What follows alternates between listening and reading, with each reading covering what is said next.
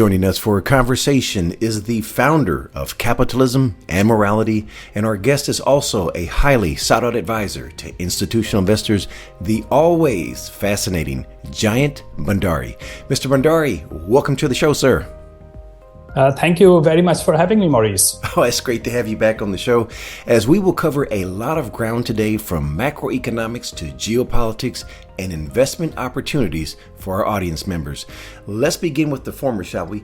JAYANT, while most Americans are distracted by the NBA playoffs and the quarterback trades in the NFL, a significant development may have just occurred that may impact the entire world. The International Monetary Fund has just unveiled a new digital currency known as the Universal Monetary Unit. For someone not aware of this new currency, why was it created and what type of impact could this have on global currencies? Maurice, I didn't know about this currency until you mentioned that to me. But the fact is that a lot of countries are trying to bring in digital currency to enable the government to control day-to-day economic lives of their citizens. My view is that we are heading towards a totalitarian future. Globalization has broken down, and we really have put in place utter fools as in positions of governance in our society. And fools have a tendency to collectivize, to run a tyrannical totalitarian system, because fools think that they are the smartest people in the town. They think they should run lives of their citizens, completely forgetful of the fact that citizens were smart enough to vote for them, so they should have been smarter than the rulers themselves. But that's not the math that works in the minds of the rulers. So now, as you see, we have really stupid people running the world. The problem is that before they can bring together all these totalitarian systems in place, this system is going to fall apart. So I'm not so worried about these digital coins, because they will never be able to, they will for sure not be able to make these things work over the next few years. The world is heading towards a chaotic future right now. Now, these technocrats and world leaders and big thinkers that you just referenced, didn't they get us to this exact position that we're in right now? So Maurice, and we have talked about this in the past, democracy has inverted the pyramid of meritocracy. The bottom 51% people, or to be mathematically more precise, bottom 50% plus 1% chooses who comes to rule us today. So democracy is anti-meritocratic, and it has resulted into this bread and circuses set of people who have come to rule us. As you rightly mentioned, most people are into MBAs and sports, and I don't really follow any of those things, Maurice, and I have nothing against people who follow those. But the problem is, for a vast majority, not just the majority, a vast majority of people, bread and circuses is more important than institutions, philosophy, systems. And they are into bread and circuses, and they want free stuff. They want to be entertained. And this is what Kamala Harris and Biden and Trudeau are doing today. And the end result is what we are facing, and what we will continue to face, because these people are hollowing out our institutions. I was this morning watching a video of a cockroach, a dead cockroach, which was still walking around because the brain of the cockroach had been taken over by a virus. So the cockroach had been completely hollowed out, but the cockroach was still walking around because the virus was sending signals to the legs to move. And I think this is the kind of institutions we are getting to right now. Maurice, the only credit I give myself is that I grew up in a system which is a non-system, which is a completely feral, barbaric society of India. And I can see where the first world is moving towards. Now, the first world is not going to get to India, because India is just truly a dysfunctional place. But the first world is certainly destroying itself by this wokeism, by trying to control economic lives of people, by ramping up the welfare state, and by creating the moral hazard by increasing the size of population that is dependent on the nanny government. Which means that these people, increasingly the vast majority of people, want governments to increase in size because it seemingly at that moment works in their interest to vote for a bigger government. You reference India and you reference woke, or should I say joke, or should I say broke? I don't know. You pick you pick which nomenclature you want. We'll get to that in just a minute here. I want to stick with currencies here. This leads me to ask, with all these currencies that are being developed, there must be a reason why. So the question I have, sir, is the United States past its peak as the world's reserve currency, or is it here to stay for the long term? Well, absolutely, Maurice. The United States has passed its peak as the world's reserve currency. That you can clearly see that in how many countries are reducing US dollar as a part of the foreign reserves that they hold. China has been reducing it. Many other countries have been reducing the proportion of their foreign reserves in US dollar. But that said, you should remember the US is still by far the best country on the planet. It still has among the best institutions in the world. It has perhaps the most enlightened population on the planet even today, despite massive degradation that has taken place. So US has such a huge quality and such a huge inertia that the US dollar will continue to be the international reserve currency for the foreseeable future. But at the same time, we should also remember that the US government has increasingly destroyed the moral authority that the US used to have abroad, and its independence as an arbitrator of what was fair and just. And as a result, what we increasingly see is that people are pulling back,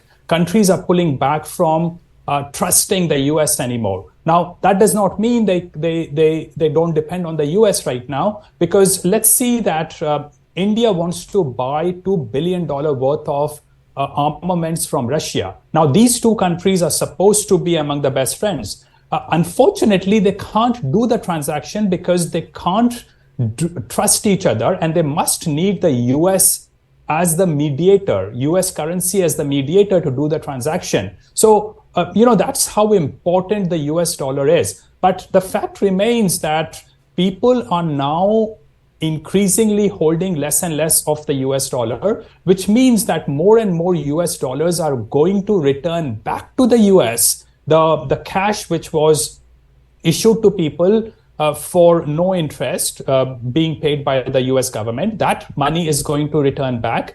And bonds, the treasuries that the US government released will come under pressure. So this cash is going to return back to the US, and it will be a huge amount of problem for the Federal Reserve for many, many years to suck out this excess cash from the system. Otherwise, we will have inflation. So inflation will be a part of the US system going forward, and that is what the market is increasingly recognizing. The US dollar has clearly gone past its peak, and it will be the reserve currency, but it will no longer enjoy the extra value of a reserve currency, because now the flow of the US dollar is returning back to the US.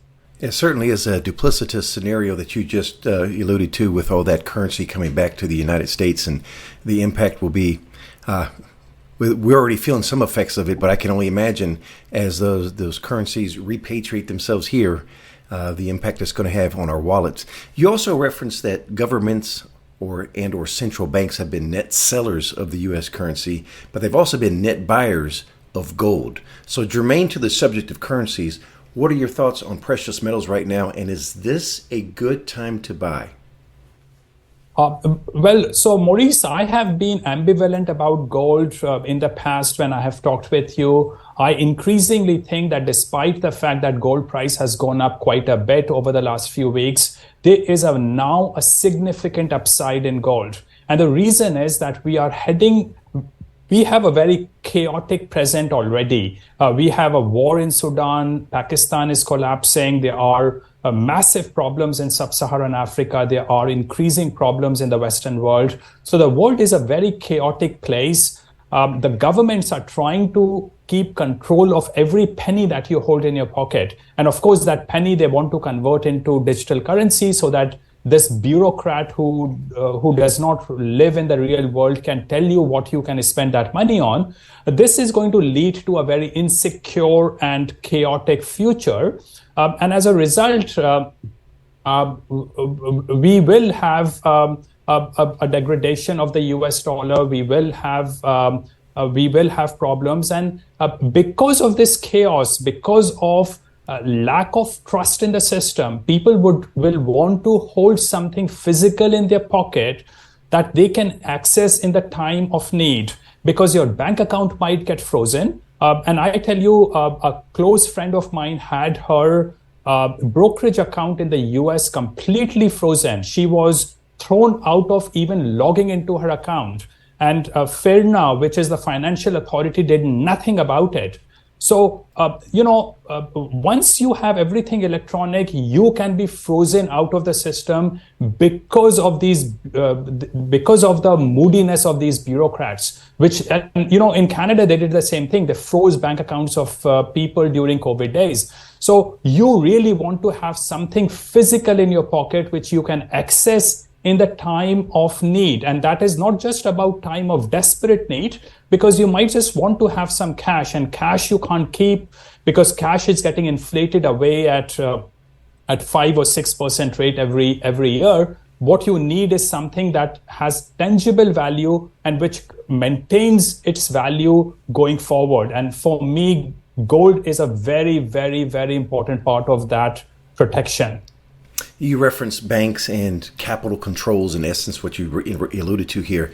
I can share this recently happened with a customer that attempted to make his first precious metal purchase. And of course, I'm going to leave his name out of this, but he attempted to just wire $22,000, if I'm not mistaken, from his brokerage account to his bank. When the funds arrived at his bank, they released only 25% of that $22,000 the next day, and then he had to wait 10 business days, if I'm not mistaken, for them to release the remainder, 75% of that. So that should just, show you or indicate to you that something isn't right, because these are two accounts that were actually linked. He had his bank account linked to the brokerage account, so it wasn't a new transaction because the funds originally came from that bank account.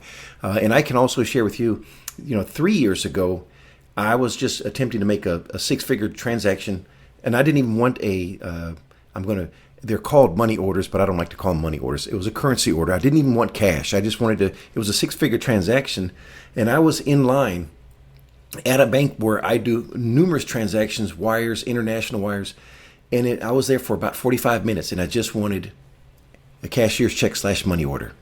So something is wrong with the system, but that was 2.5 years ago, my transaction, 6 figures. Now it's come down to 5 figures, and I can only imagine what's going to happen once it reaches the average citizen that just needs to make a withdrawal out of their ATM machine, and they're going to have that limit of, I don't know, let's pick a number for the month, $1,000, and they need to feed their families, and they need to pay the utilities, bills, whatever you name it.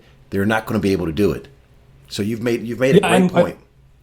And Maurice, remember the US dollar, US as a nation is what the world looks up to. If the US degrades, people think that what the US is doing must be the right thing to do. So it makes it possible for the tyrants around the world to tell their citizens that, hey, even the US is doing it, so we can do it as well. Mm-hmm. So US is supposed to be the yardstick of moral values and what is right and the rule of law. And if the US reduces its rule of law, then it will inflict damage around the world. Now, Maurice, I'm currently in Tokyo. A lot people, cash is the king here. People use a lot of cash in this country. And that is a great thing because, firstly, these people have imported a lot of good values from the Western society, and they have retained and maintained and adapted those values for their own purposes. And because the way they have functioned, they have preserved the Western values within their countries in East Asia. Now, I have to ask you this as well, because a number of our audience members are buyers of precious metals. We talked about gold. What are your thoughts on silver, platinum, palladium? Any thoughts on those, sir? Well, you see, Maurice, platinum and palladium are, I don't really, I have spent a lot of time trying to understand those two commodities. The problem is that platinum and palladium are underpinned by a lot of issues, social and political issues to do with Russia and South Africa. And sometimes you might be producing these commodities at a massive loss, but you will continue to produce them for political purposes in those countries. And as Keynes said, you can the market can stay irrational longer than you can stay solvent. So I'm not going to bet a fight with the political and social inertia of South Africa and Russia. Or at least should I say, I don't understand those things perfectly, and I don't understand because of those things what the future of these two commodities would be. But clearly, silver and gold are the commodities that have a huge amount of value in trying to preserve your buying power. And not only your buying power, but to preserve what you own from the expropriatory intentions of the bureaucrats and politicians that you have in your country. Leaving the United States, let's go south to Latin America. What are the latest developments there that we should be concerned about? So, Maurice, I mentioned to you that, US, there was something called Pax Americana, which came into existence after Pax Britannia went away. America was arbitrating peace around the world. America had the moral authority. Now, it did a lot of wrong things, but it did enough good that overall, the influence, the political influence that the US had on countries was, in my view, net positive. For example, in Latin America, whenever those governments drifted towards left, American government walked in and said, hey, either we are going to replace your politicians or by force, by insurgency or whatever, good or bad, wrong ways. But America tried to stop drift of Latin American countries towards the left. Now, here is the problem, Maurice, today, that America itself has gone woke. America has become leftist. Its politicians like, Kamala Harris, Biden, are extremely woke people. And these woke people, apart from the fact that they don't have moral authority anymore to exercise influence on other countries, they actually believe in leftism and wokeism. And the end result is what you see. You see Chile just yesterday or the day before yesterday announced that it was going to partially or fully nationalize the lithium mining in that country. I was in Chile for a month later last year. And Chile is almost like a burnt down country. People have gone extremely woke. They have gone increasingly hedonistic. And I must say that the end game will be barbarism and savagery. And because America is no longer able to exercise its influence, Latin American countries, all the way from Mexico to Argentina and Chile, will continue to drift leftist and towards becoming increasingly woke. You have problems in Colombia. You have huge problems in Ecuador today. Mexico is becoming very difficult for foreigners. So across the board in Latin America, you will see political problems because the US is no longer able to exercise its influence and actually does not even know what influence to exercise because US government has itself gone completely woke. Yeah, I also read recently in Argentina, they're having a homeless crisis at the airport, of all places, in the capital city there. I don't know if you had an opportunity to read that. Well, so again, Maurice, I was in Argentina recently. I was not in the capital, so I don't know about this homeless crisis in the capital. But the inflation rate is horrendous in Argentina. And this is where foreigners make a huge amount of mistake, and we talked about this in the past. My money gets extraordinarily good value in Argentina because I pay, because of the black market rate, which is called blue rate in Argentina, I get twice as much of the local currency by exchanging my US dollar for the local currency, which means that I pay a fraction of what the locals pay for the same services and my dinners or anything that I used. So for a foreigner might go to Argentina and say, hey, what a heaven it is, what a wonderful country it is. But for the locals, which is the perception we should try to understand, because Argentina is for Argentinians, the fact remains that they continue to have massive inflation. And in the last 6 months, I was there later last year. So in just the last 4 or 5 months, the currency rate of Argentina has fallen by about 50 to 70%. So it's very hard for you to hold Argentinian cash in your pocket because it loses its value on a daily basis. Leaving Latin America, let's go east and visit India, which has just become the most populated country on the planet.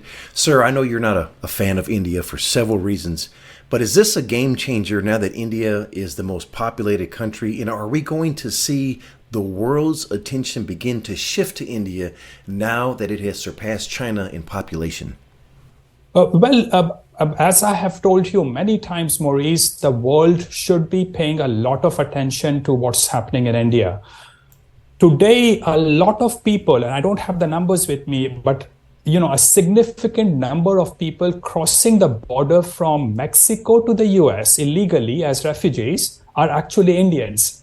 So there is an increase of refugees from India happening to the US. Now, India is about Indians are 1 out of every 5 people on the planet. So what happens in India, good or bad, has an influence around the world, particularly when there are no border walls and the people can actually move into another borders. I think there will be a massive refugee crisis eventually going to happen because of India. India is really falling apart, Maurice, and I know, and this frustrates me no end because the World Bank and the IMF keep coming out with extremely rosy portrayal of India, which is completely fake, which is completely deluded, which is completely unethical, completely wrong. And the reason is, Maurice, that anyone who speaks my kind of understanding in a boardroom in the IMF or the World Bank would get fired right away. So they have only politically correct people sitting in their boardrooms today. The end result is that the foreigners don't really understand India. And if a white Western person goes to India, returns back, and if he or she has a problem in India, he is constrained from speaking up about it because he does not want to look racist or sexist. So he keeps quiet. The problem, however, is that there is a problem. You can't run away from reality by ignoring the existence of reality. India is falling apart. Its economy has been stagnant for the last 3 or 4 years. And I know there's a lot of talk about how rapidly India is growing this year, but it's just trying to make up for all the massive loss of economic output that it suffered during the COVID days. But moreover, whatever benefit that is growth that is happening is mostly happening to a minority of the population, which is the top 1 or 2 or 3% of the population, the Adani kind of people, the Dilip Buildcon kind of people. You must have read a lot about Adani recently. This company lost most of a massive amount of its value because there was apparently or allegedly from this American short seller, there was a huge amount of fraud going on in how the company was portraying itself. So, those people might be benefiting, but the larger proportion of India is actually worse off than I would say what they were like 10 or 15 years back. There's a massive amount of poverty, there's a massive amount of hunger, and there's a massive amount of joblessness. And the Indians are extremely unskilled at anything. Maurice, the problem is that, again, as you know, I have spent a lot of time in India recently. You can't even the maids are unable to do their job properly. Now, in East Asia, when I travel, if I have a Filipino worker or an Indonesian person, they actually know how to get things done. They can be trained. Indians are so untrained. And I must say, because of this general ecology of chaos, people cannot be taught systems in that country. So, again, India is falling apart. Corruption is rampant, Maurice. I had, for over a period of a few months, I had encounters with the police department of the central province of Madhya Pradesh. And I tell you, the higher you go to complain, the only thing that changes is how much money you have to pay in bribes. The whole system is corrupt. There is no one to protect you. There's no sense of law and order in that country. And my guess is that India is the next Pakistan. India will likely become worse than Pakistan over the next few years. Now, Jayant, your comments regarding India are juxtaposed to what we hear often on the financial news channels that always state that India is an emerging economy. But you have a different opinion. What do you see India as? Well, so Maurice, I want to take a historical picture of what India was before the Islamic, ruthless, barbaric Islamic rulers, savage Islamic rulers came into India. And I think despite the fact that these Islamic rulers were barbaric and savage, they were already a massive improvement for what India was like those days. Then Europeans came and Europeans tried to civilize that country. And I think India became a much, much, much better place because of European presence. Europeans brought in the concept of education. There was no concept of, railways, post office, law and order, judiciary in that country, in India. So Europeans, particularly the British, brought in that concept. Christianity brought in the concept of moral values, which already had been brought in by Islamic rulers to a certain extent. I have no love for Islam, Maurice, and I think they get a lot of things wrong, but at least they have the concept of discipline and moral values. They get all those values, most of those values wrong in my view, but at least they have the concept. India did not have those concepts. It was a feral society 1,000 years back, a completely feral society. People did not even have the concept of clothing properly. Now, because of massive improvement brought in by European rulers, the population of India has grown up by about 10 times. So from the date that British arrived in India, population is now about 10 times. So that is the massive contribution that Europeans managed to make to India. And I think what we have done over the last 70 years of so-called independence is that we have hollowed out those institutions because Indian, as a core, as a society, as a culture, does not have the concept of moral values. They don't really understand the significance of having moral people running your country. As a result, we Indians don't really understand when psychopaths rise up in power, as long as those psychopaths are emotionally amenable to this larger population. So the end result is that we have true psychopaths running India today. They are quite brain dead, I would say, quite junkie-like people now running the bureaucracy and politics of India. Now, before we get all the hate responses that we tend to have when you come on, you referenced two faiths, Christians and Islam, and you're an atheist. If I can speak for you here, so you can't get on Mr. Bhandari regarding that. And also, I've heard many times that you're a puppet for Great Britain, and you're not from Great Britain. So just want to set the record straight for anyone who wants to have a rebuttal with a personal attack. Use an argument that is based on what he has said, use a counter argument, but not a personal attack.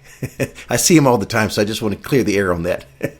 A question. Yeah, Maurice, a big problem that has emerged recently is that comparing India with the West is bad enough in the minds of many Indians, despite the fact that India is one of the poorest, more wretched countries on the planet. That is bad enough comparing the West with India. But Indians go completely crazy when you try to compare India with Pakistan. And Pakistanis go completely crazy if you compare Pakistan with India, because they see their own reflection when they talk about the other country, because they are both equally degraded, degenerate, and immoral societies. And they are both reverting back to their pre-British, pre-European state of society, which will be feral and then savage and barbaric. We've talked about the population, but something I've never considered here, and I don't know if you may have this answer here, but with this population growth, are these children going into married homes? Because you referenced morals as well. Are these single-parent homes? I'm sorry. So, Maurice, this is very interesting. You go back 1,000 years, and India was a feral country. The concept of family, the concept of community, was brought in by Islamic rulers and brought in a big way by the British rulers and Christianity. They brought in the culture of moral values in this society. So So when Indians say that family culture is inherent to India, they are lying to you. The family culture was brought into India by Europeans. They did not have the concept of families. Now, Maurice, I did not believe in the concept of families until I arrived in the UK when I went to study in the UK, because I had never seen a happy family in that country. Wives and men, I did not really, in my emotions, understood the concept of love, because I had never seen it. I'm not just talking about my family. I think my family was among the much better ones compared to the rest of the country. There's no concept of love in that country. So while the hollowed out institution of marriage is still very much there, it is still hollowed out. The people stick with each other because they have no other choice, because the society made single mothers unacceptable. So because of that rigid rules imposed by Europeans, the families are still in a way intact. But things are changing very, very rapidly. Maurice, remember, the society, the Indian society, has no underpinnings of moral values, which means that if you remove the rules, which means that until recently, no one got divorced, no one became a single mom, because moral values don't exist, and because you no longer impose rules as strictly. Over the next few years, single motherhood will increase exponentially in India. Promiscuity is already massive in that country. Divorce rate is already, from what I have heard among the middle class, the so-called educated middle class, the divorce rates are increasing very, very rapidly. And remember, the lower class was always feral in that country because the British never managed to influence the cultural values of the rural and lower class people. So the problem is that while single, 40 to 50% of children are born out of wedlock in the US, and it is accepted. In India, this will go much worse. And the reason is that not only the institution is getting destroyed, but the lack of moral underpinnings in that society means that that society, when the tyrannical application of rules go away completely over the next 3 or 4 or 5 years, India will actually culturally and socially fall apart. There will be a massive rise in single motherhood. There are already women, a lot of girls who walk around almost half naked because they want to prove to the world that they have arrived. So, all this hedonistic, barbaric behavior will arrive in India very, very rapidly because there's no underpinning of moral values in that country. You referenced moral underpinnings here. You shared a video with me that I can't show here, but I'll have a link to that video below in the description box. What are we looking at when we're watching this video? Can you kind of narrate for us what the scenario is there? Okay, so, just about a week back or 2 weeks back, there was an accident in the city of Indore in India. And I went to do my engineering degree from Indore. I lived there for 5 years. Indore is supposed to be one of the cleanest and best cities in India. Now, what happened in this city was that in a temple over a stepwell, a historic stepwell, what they had done was that they had put a thin layer of concrete to cover it up. Everything in India happens based on bribes. So you can pretty much get away with anything. So in Indore, they had covered up with a very thin layer of concrete. And in the tweet message that I sent you, you can see how thin that concrete is. Not understanding the nature of concrete, these people had brought in a lot of people sitting on top of that concrete. That concrete collapsed. A lot of these people fell into the stepwell, and about 50 people died. And the video that I show you is a video of, at the circumference on the ground, there are about 50 or 100 people standing, a lot of police officers, a lot of so-called rescue people. And they are all telling one person who is the only person trying to bring up a woman to the top. The person trying to bring this person does not have any safety gear. He has no helmet. He has no shoes. And the cord that they are using is cord made up from broken pieces. While he's still trying to come up with 50 people trying to tell this rescue person what to do, the knot that was, this made up cord from small pieces of cord gave way. And the woman fell back into the stepwell, which of course meant that she died and crashed by falling. But this is the situation with that country, how completely dysfunctional that country is.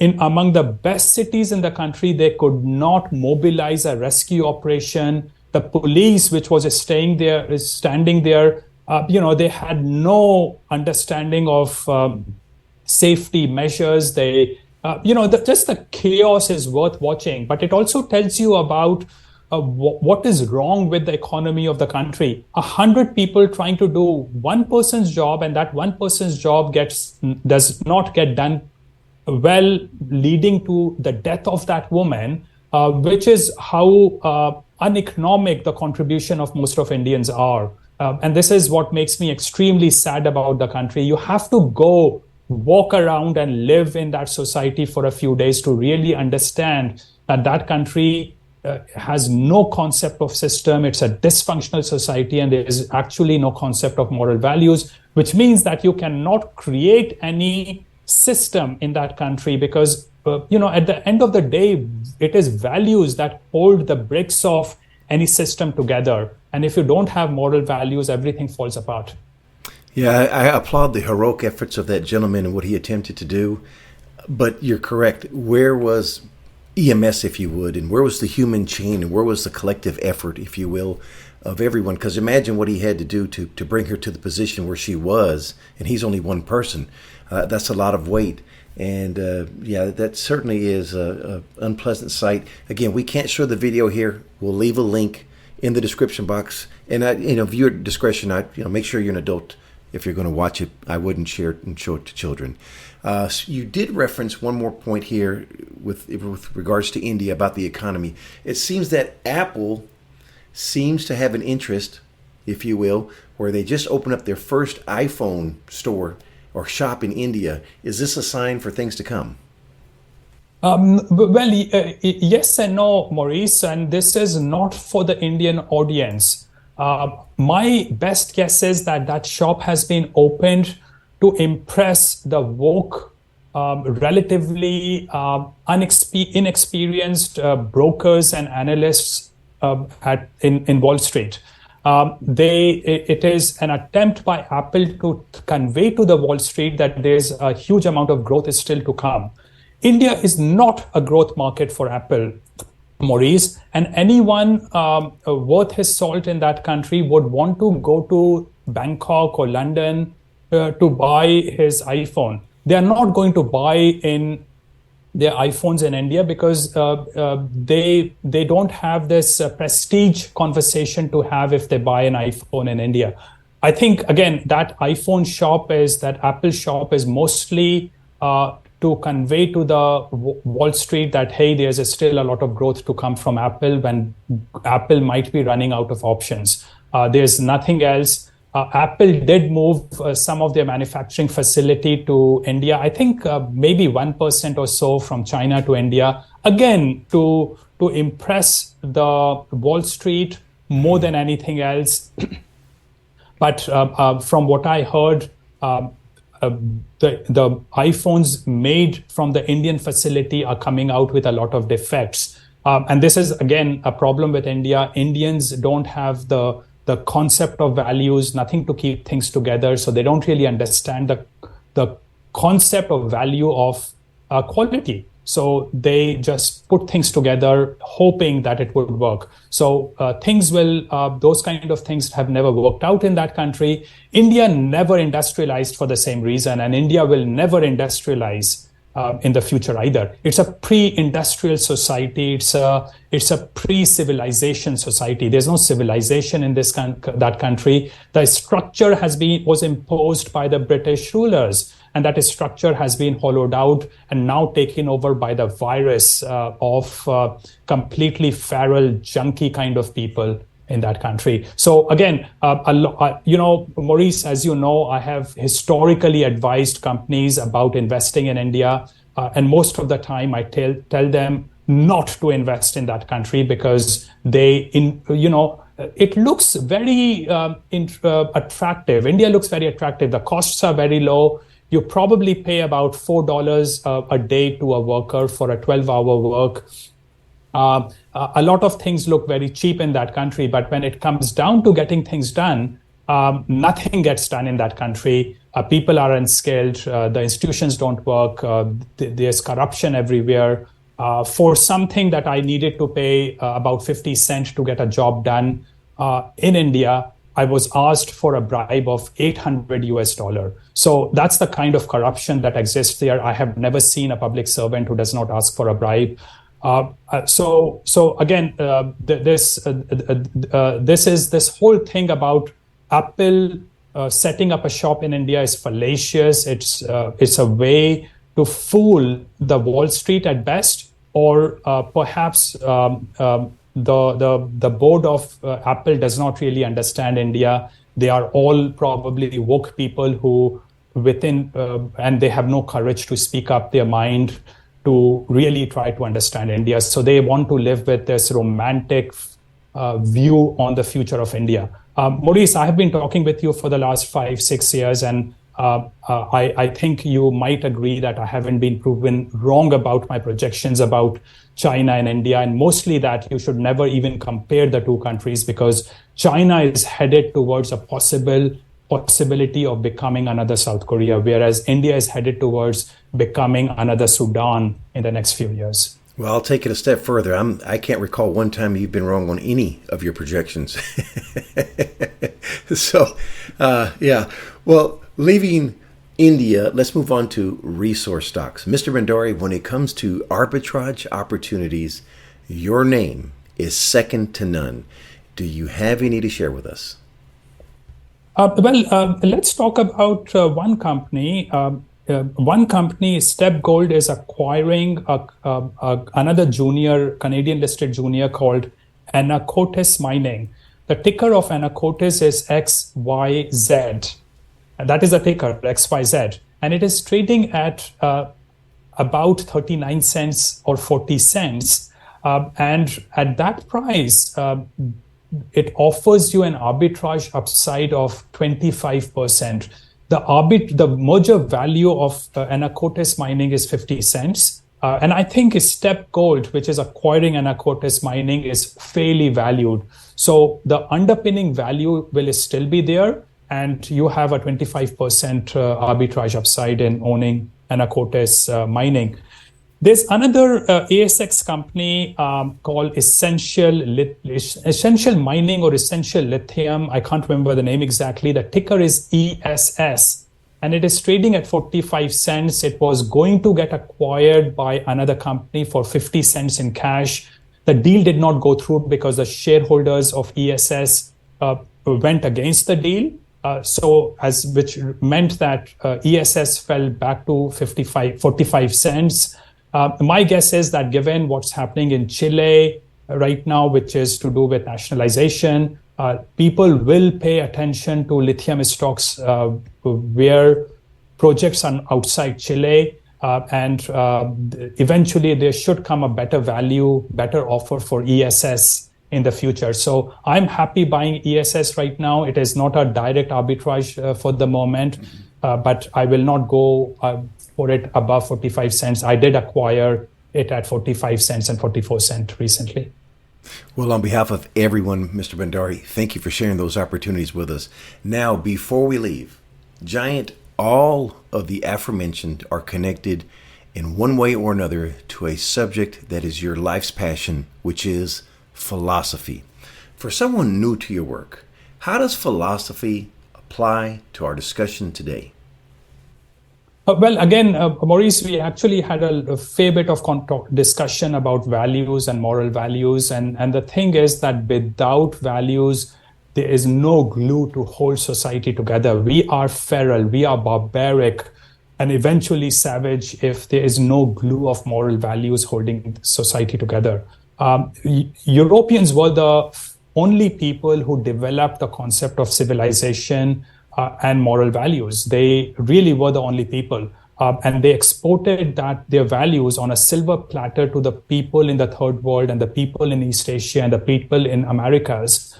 And unfortunately, what we have seen is that apart from East Asian countries, which is Japan, South Korea, Singapore, Hong Kong, Taiwan, and China, other countries outside the Western world completely failed to absorb the values of that Europeans brought to them. And the reason is that there was no underpinning of truth or no underpinning of exploratory mind among the people in the third world. The end result is that India, the third world has become very dysfunctional, and the values did not stick. So that is the problem we have today in the third world. An extension of values is behavior. And you have probably my favorite quote I've ever heard. When you change your heroes, you change your behavior. Can you just expand on that? I know it sounds simple, but it's actually the solution, because everyone wants to know what the problem is, but we don't ever talk about the solutions. That, to me, is the solution. Can you expand on that, sir? Well, again, Maurice, I come back to the same thing. The understanding moral values is extraordinarily important. Without moral values, there's no civilization, and the only way you can absorb moral values is by interacting with people who have moral values, who give you feedback. And if you have in your society people you can look up to, people like Doug Casey, people, there are a lot of great people in the US, in the Western world. But somehow, because of this inversion of meritocracy that has happened, the heroes that we today have are like Kim Kardashian or Paris Hilton, or, the celeb, what we call, the fake celebrities, not the patricians. These are, these are just fake people who have become heroes of our society. So looking up to good people, looking up for good leaders is what brings moral values in us. And that actually also makes us a happy people in the long term. Maybe not in the immediate, because in the immediate, hedonism gives us the most pleasure, but hedonism, and I have lived that life, Maurice, so I'm not saying I have been a saint, but hedonism is a momentary, transitionary happiness or pleasure, and it passes away very, very quickly. And then you must seek a peace over a long period of time, and that is only possible if you have moral values. Europeans developed the concept of moral values. The only society that absorbed those values to some extent are East Asian countries, and rest of the people, 4 billion of the third world, including Latin American countries, failed to absorb them. And that is why those societies are falling away. And that is why I run my seminar, because I want to remind Western people about how important moral values is. And, the name of my seminar is Capitalism and Morality. Capitalism is moral, and it is extremely important to have moral values. Otherwise, we will revert back to we will lose our civilization eventually. And the West is rapidly losing its civilization because it has given up on Christianity. And Christianity was a cornerstone to a fabric that provided moral values to the society. Now, speaking of capitalism and morality, where will it be conducted this year? So, Maurice, we have started, I have run Capitalism and Morality in Vancouver for the last 12, 13 years. And now this year, we are also starting a Calgary in Canada chapter of Capitalism and Morality. So the Calgary seminar will be held on the 20th of May, 2023, and the Vancouver seminar will be held on the 9th of September, 2023. So now we will have 2 seminars running in Canada every year. Oh, I love it. Now, Mr. Bhandari, if I want to attend, how can I register and what is the cost? Both seminars are similarly priced, around $160. You can go to my website, jayantbhandari.com, and there's a tab called Capitalism and Morality, within which you will see the program details of the Calgary seminar and the Vancouver seminar, and register for those 2 seminars independently. About $160. And for someone who's new to it, if you want to see a collection of these previous seminars that Mr. Bhandari's conducted with his awesome, insightful, intriguing guests regarding this subject matter of philosophy, visit his website. We'll have the link there for you. And you can just see, I think from September through December, you released a collection of different discussions, and they were each in their own merit worth a whole conversation in and of themselves. Well, Maurice, I have to thank you for editing and uploading those videos. You did a fabulous job, and I'm grateful for the work you did. And you have helped me a lot with these videos in the past. So again, thank you very much. All those videos are available on my website. There are links to the YouTube and Odyssey on my website to those videos. Well, the pleasure was all mine, sir. Last question for you, sir. What did I forget to ask? Well, I just want to mention some of the names who will be speaking at Capitalism and Morality this year. Professor Amy Wax will be speaking. And people who don't know about Amy Wax, and I absolutely love what she says. They should watch her conversation, an hour-long discussion with Tucker Carlson. She has a lot of other speeches. She is hated by the woke people because she's a female and she's a professor in a university. She has, I think, been fired from her post and she's fighting against it. A very good fight that she's putting forth. I absolutely love the work she does, and she is one of the keynote speakers in my seminar on the 9th of September in Vancouver this year. Another new speaker we have is Maxime Bernier of People's Party of Canada. And again, I truly like his policies, and I hope Canadians find the courage to go and vote for him, because if they don't vote for Maxime Bernier, Canada's drift towards wokeism will continue and actually gain pace over the period of time. So these are two new speakers. We have the usual speakers, Adrian Day, Walter Block, Jeff Deist of the Mises Institute, and Rick Rule at the seminar. Oh, that's an awesome collection of speakers there. Well, Mr. Bhandari, it's been an absolute delight speaking with you, sir. Wishing you the absolute best, sir. Great. Thank you very much for the opportunity, Maurice. Pleasure is all mine, sir. Thank you.